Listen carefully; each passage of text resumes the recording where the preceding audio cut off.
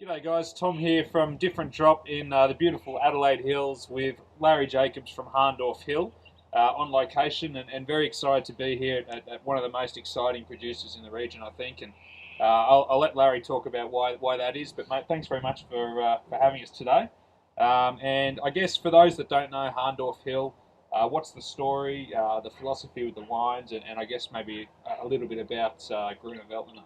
Well, thanks, Tom. You've set the bar quite high for me. That's how I roll, mate. That's what I like to do. Thanks very much indeed. As you can see, Hahndorf Hill, we're in the cool climate Adelaide Hills, and that really does dictate what we do and who we are, because we very much like to be a reflection of what the region really dictates to us. You mentioned Grüner Veltliner. Well, that's also part of the whole deal, part of the whole game.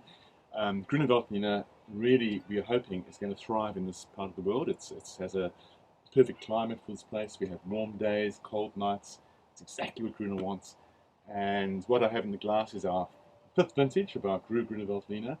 And as I'm talking here, even though there's a bit of a breeze, I'm getting the aromatics up to me. I'm Absolutely. salivating. So if I start slurring, it's because I'm salivating. But Grüner is very much part of our story. It reflects the climatic issues we've spoken about, Yeah. but also the excitement of being a new young region with new exciting alternative varieties. So, Well, when it comes to, I guess, alternative varieties like white grapes, people talk about the Italian varieties a lot, Vermentino, Fiano, these sort of grapes. But for mine, Gruner is one of the varieties that is really finding a place in Adelaide Hills, Canberra.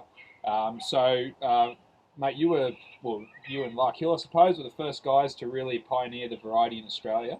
And now there's this whole wave of followers, I suppose.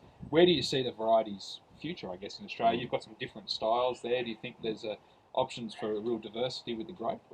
I think that's the interesting question. That's the million-dollar question. Where's the future of Grüner? Because any of the alternative varieties really could have taken off.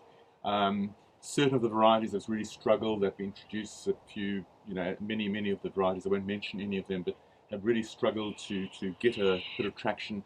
But fortunately for Grüner Veltliner is that it has a huge amount of international support. Yep. A lot of the writers, a lot of the journalists, the sommeliers love Grüner Veltliner for very good reason. I mean, it's a great food wine, they're fantastic wines, and a lot of the senior commentators like James Halliday has said, is this going to be the variety? Is this going to be the one? People are all looking at Grüner and their expectation is high.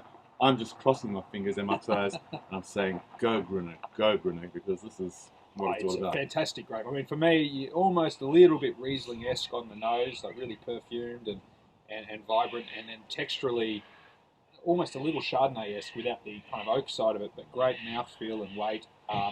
Really exciting. Other Austrians as well, Blaufränkisch, Zweigelt. Lots of exciting things happening here, guys. So Hahndorf Hill, if you're in the hills, it's a beautiful spot with the view up top, and Larry and the team will look after you well. And make sure you make a beeline for the Grüner Veltliner, because it's just one of the most exciting wines in the country, I reckon. So, mate, thanks very much. Cheers. Thanks, Tom. Thank Cheers. you.